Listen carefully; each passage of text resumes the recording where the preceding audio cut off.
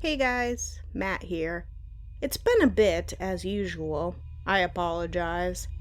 I've recently been pretty sick. Zach, Serena, and myself were getting kind of worried I might die there for a little bit. Not that anyone thought it would be a good idea to bring me to a hospital, but it all worked out, I suppose. So, there's been an update on the missing brooms. I got up one morning to start yard work, and on the doorstep was all of the synthetic brooms I bought, 3 in all. Apparently, whatever's been taking them only prefers straw. Note taken. I went about cutting the grass and pruning bushes and trees when the heat really came on. By 11 o'clock, it was already about 100 degrees, and I was sweating like an animal, so I went inside to get a drink.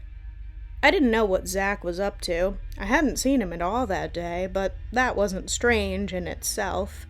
Most likely he spent the night down in the swamp with Eileen and her coven, or was hanging out with Melvin and Sheena. They had been getting on for a while now, and they were a good enough couple of people.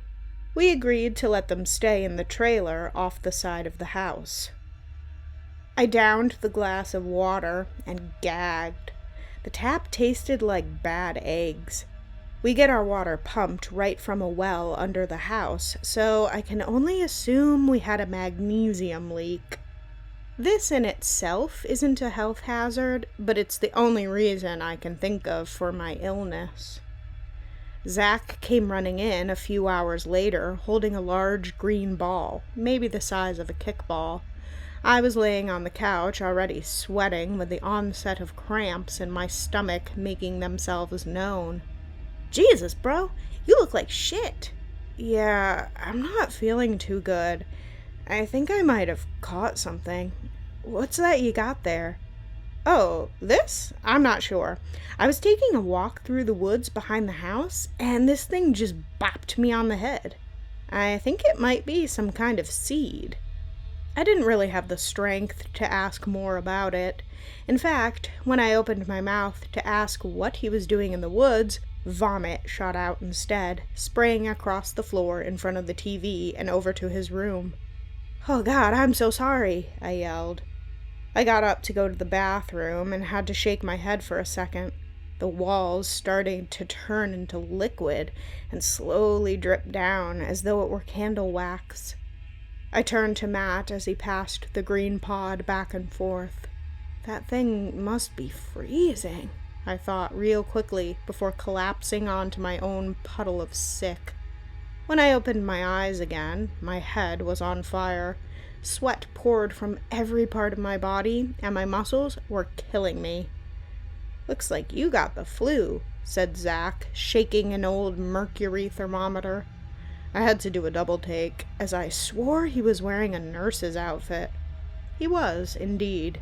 A pink button-up dress shirt, complete with pink scrub pants, as well as a mask donned over his face. A shiny name tag reading, "Hi, I'm Zach," was pinned to his chest. Serena was standing there with him, holding a trash bucket next to me in case I had another expulsion. I swore, as God is my witness, I would not throw up in front of her. "Oh my God, are you okay?" she asked. I struggled to sit up, but I just couldn't. I was so weak.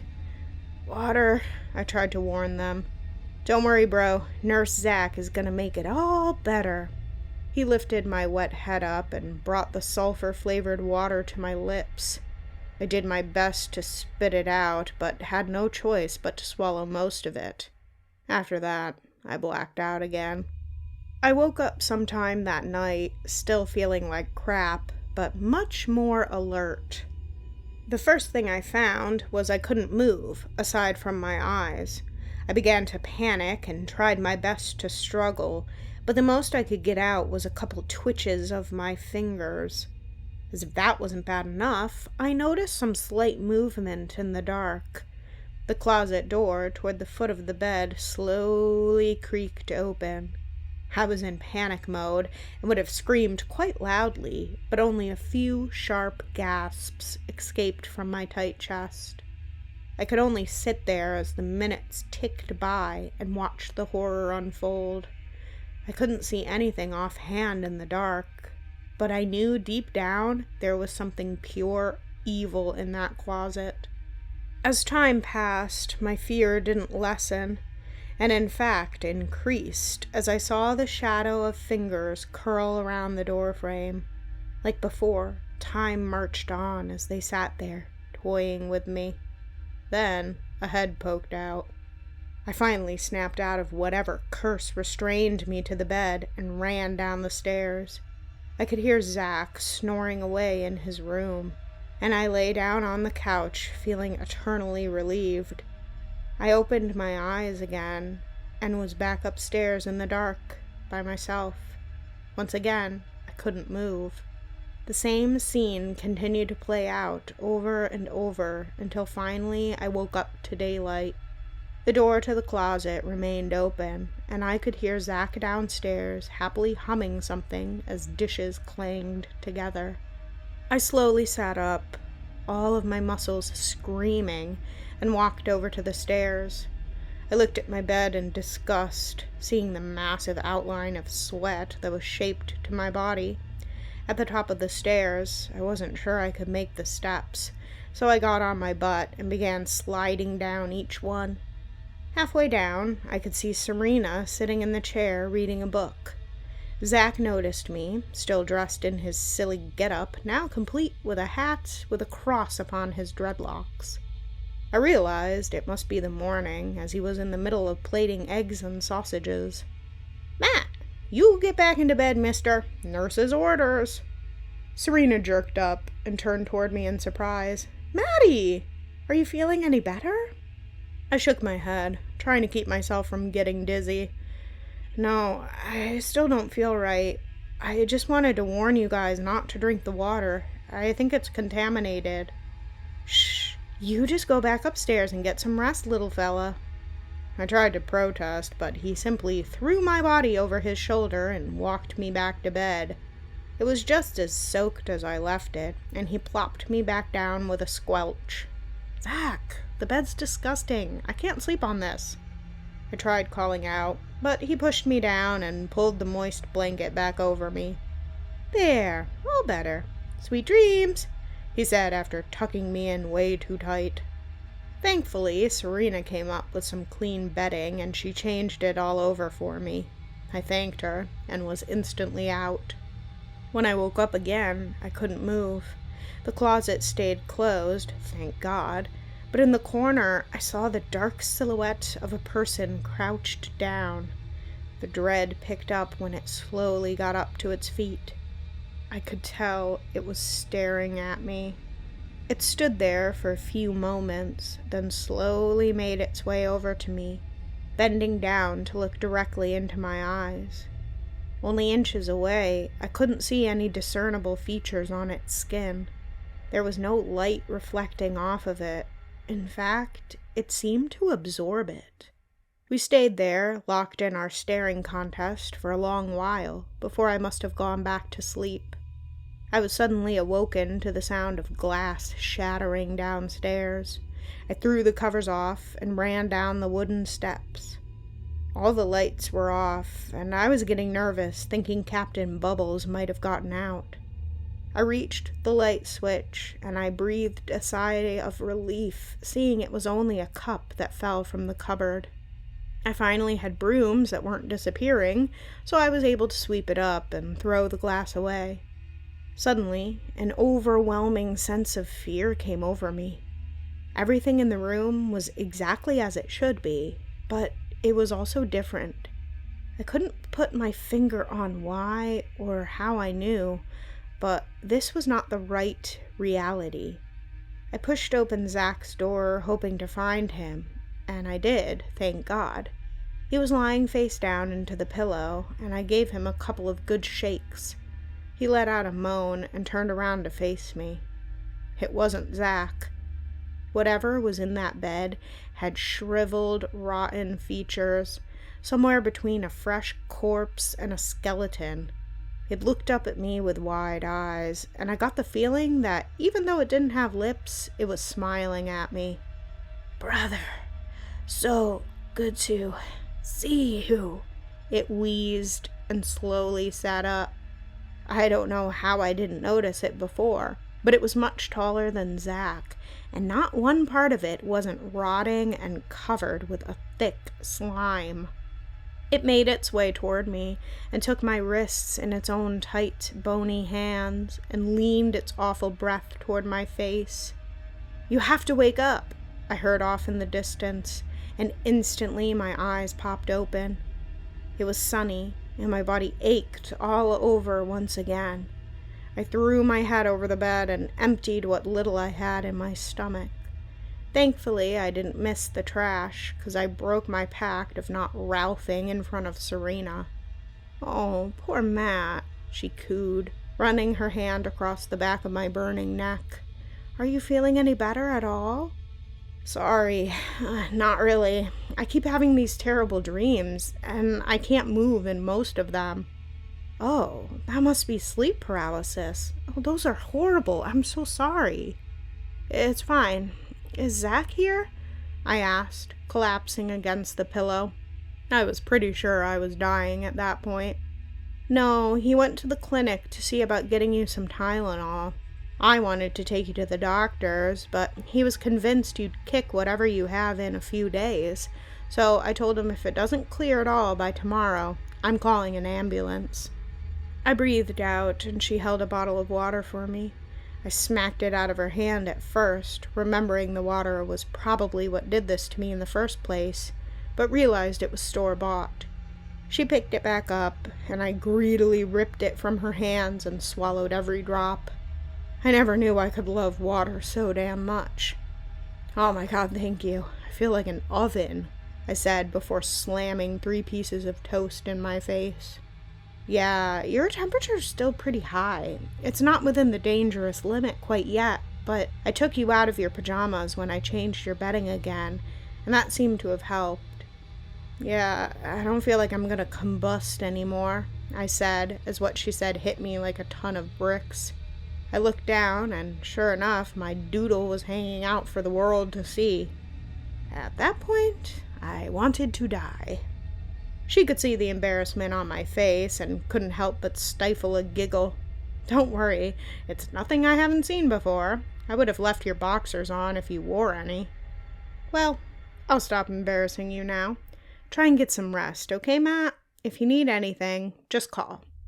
I nodded, still shaken from the exposure.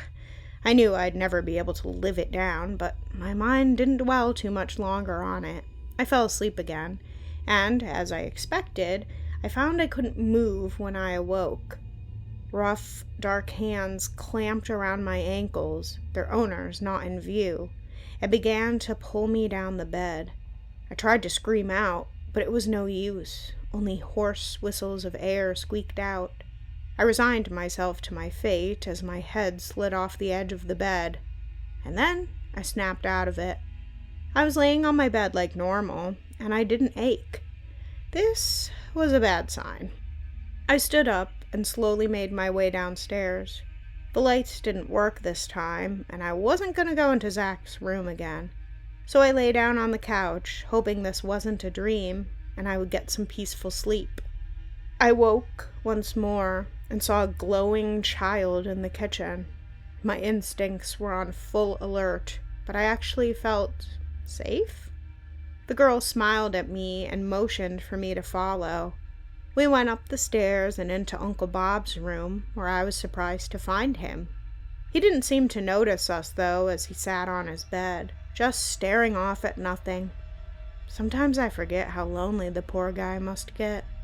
The girl continued to the door that led to the roof and motioned to my pocket. I fumbled for my medallion, which had a green glow to it, and suddenly the door led to a cavern. The walls were rough rock, and the floor was packed earth, and every few seconds everything seemed to pulse with some sort of comforting warmth. Stalagmites and stalactites littered the walls, and ahead of me the girl gave a happy, friendly smile, as girls normally do, then turned and ran off. "Hey, wait up!" I yelled and followed her. It wasn't a very long chase, as around the corner was a pool of glowing green water. That wasn't the odd part, as odd as that was. Floating above it, dripping this liquid, was a large green egg. It seemed to be the source for the warm pulse, and it gave me the happiest feeling I've had in a long time. Pure joy overtook me, and I grinned, looking down at the girl, who returned the same expression. "You're Chris Gamblin, aren't you?" I asked in awe. She simply gave a smile and nodded. "What is this?" "It's the egg of the Grand One," she simply replied. "The Grand One?" "Sure. Every couple of eons or so, the Grand One, I suppose you could call him God, but not really, hatches from its slumber. It ushers in an age of wonderful creation, happiness, and harmony. There are two domineering forces at work that wish to influence it. I suppose they would be a pretty close description of what you call gods." "I don't understand. What do you mean, gods?" "There is a light being that wishes to usher in this golden age. He has lent his aid to you and your brother time and time again." I thought about it for a moment. The situations we've survived thus far have been pretty lucky. She continued, "The power in this land is great, older than time itself. In fact, as time ends and begins, the power resurrects itself over and over again, making time quite meaningless. Should this egg hatch under the light god, a golden age of prosperity will be brought to all of the different universes. There is, however, a dark one as well." As she said this, the egg shifted into the color purple, with sickly green lights streaking through it. Rivets of red appeared now and then, and I swore I could see the face of him form, then disappear. What the hell is that?" I asked. As scary as everything had been so far, the terror that formed by looking at that monstrosity made my skin crawl. I wanted to pull out my eyes so I wouldn't have to see it any longer. It was a completely new definition of pure evil. "The Dark One holds just as much power over this land, and he would see the egg become corrupt. He sends his cohort out to destroy you and your brother. Do not let them in, Matt Redhill. If the egg turns dark, it will mean the end of everything good that's ever existed." She looked back up to me and smiled. "For now, though, you need to wake up." I shot up from the couch and gasped, the terror of the dream still fresh in my mind. Before I could come to grips with anything, I was met with the muffled sounds of moaning coming from the front of the house. I got up and lifted the curtain, and fear shot through my chest. All across the lawn were corpses in various states of decay that were all limping their way to the house. I lay down on the couch, trying to flatten my body as much as possible. A wet, gurgling moan sounded out right on the other side of the glass. My shoulder, that was on top of the curtain, pulled on it even more, bringing the only divider between us down. I looked up, seeing the rotting woman had clear access inside and was looking around for me. I prayed with everything I had to not let her notice me, and then I opened my eyes. I was in my room once again. The sun, while bright and painful, was a welcome sight. I ached all over, and it was so beautiful. My fever had finally broke, and I was no longer queasy. In fact, I was ravenous. I groaned as I slowly stood up and threw on some pajama pants. Making a mental note to go buy some boxers, I made my way downstairs. The smell of bacon was absolutely heavenly. Serena was still here, sitting on the couch. A shiver ran down my spine as I remembered the dead woman staring through it just moments ago, but was quickly dismissed when her eyes lit up. "Maddie, how are you feeling?" she asked, getting up and running over to me. "Oh, so much better. Thank you for staying and helping." Her arms wrapped around me, and she gave me the tightest hug. "Don't mention it. I'm just so happy you're okay. And as soon as you're done eating, you really need a shower. Yeah, I feel pretty gross, and for some reason it's freaking freezing in here. What you making, bro? I asked Zach. He turned around with the cast iron skillet in hand, and my stomach dropped. It was the corpse from before in his room. You! He yelled, as both the front door and back door slammed open. Zombies came walking inside and toward me. I backed up to the steps as the line of undead reached Serena. Fleshless hands dug into her body, and teeth came down, ripping the skin from her bones. "What's wrong, Maddie? I thought you were hungry," she asked with a giggle. In terror, I ran back upstairs to Uncle Bob's old room and found my medallion lying on his desk. I plucked it up and ripped open the door that led to the roof of the woodshed and jumped out. The sky outside was once again night, and in the distance I could see a large black egg hovering over the town, and I shuddered, knowing it was the dark one. I looked around, hoping to see the light egg, but it was nowhere in sight. Down below me, thousands of zombies surrounded the house. It was an endless horde, and I couldn't see any end to the ocean of monsters. They all looked up to me with dull, lifeless eyes full of hatred and hunger. I could hear the sound of the massive shell crack open, and to my horror, the dark egg began breaking pieces off. I slipped on a shingle and fell straight into their open arms. Oddly enough, I didn't feel any teeth sink into my skin. Instead, I was awakened to a sort of rumbling growl on my chest.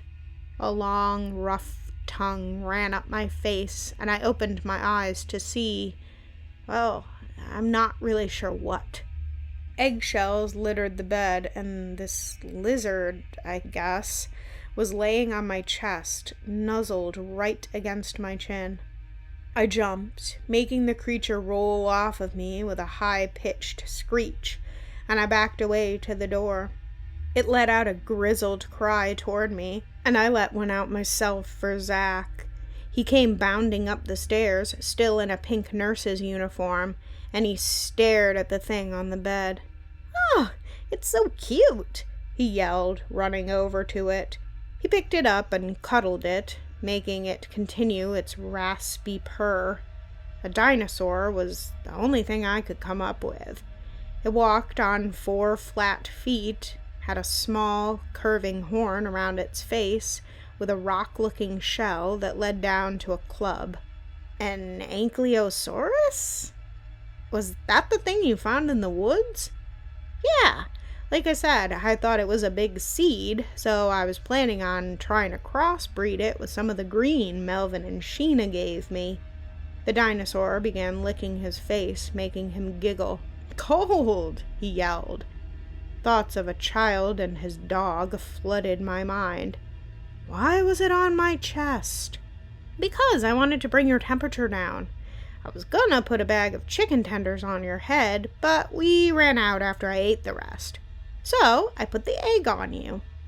Nothing about that makes any sense, but you know what? I'm just gonna go with it. I feel a lot better, and I reek, so I'm gonna hit the shower. Zach and the thing were still heavy in a cuddle session, so I just let it go and grabbed some clothes. I thought hard about the dreams I had, and was disappointed Serena wasn't really there. I knew she was a lesbian, so I shouldn't have been too disappointed. But that kiss... I walked down the steps for real this time, and there she was, sitting on the couch. My heart beat with joy, and I prayed to whatever was listening that it wasn't another dream. "Matt, are you feeling any better yet?" she asked, running over to check my forehead. "Yeah, I think so. Are you real?" I asked, putting my hand to hers. At this, she blushed, but grinned. "Of course I am. There can be only one of me." This time I blushed. "Well, how would you like to have some breakfast after my shower? I could eat a cow." "It's a date," she said with a wink. I felt stupid, hoping we could be anything more, and turned to go to the bathroom. "Matt?" she asked, making me turn. "I'm really glad you're okay." I could see tears begin to form in her eyes, and I hugged her tightly, stinky pits and all. "Thank you for being here for me. It meant a lot," I said, as she planted another kiss on my lips. "But I thought you were—" "I'm bi. I can like both. Now get your smelly butt in there before I kick it." After I ate, I found out her and her girlfriend broke up. Kind of a shame, but I suppose I couldn't complain too much. After good talk, I went outside to do some more lawn work. I had to say, I was impressed. Zach kept everything pretty decently. I grabbed a bunch of brush and brought it over to the burn pile and stopped. Before me, at the top of the massive pile, stood a straw man made completely of brooms.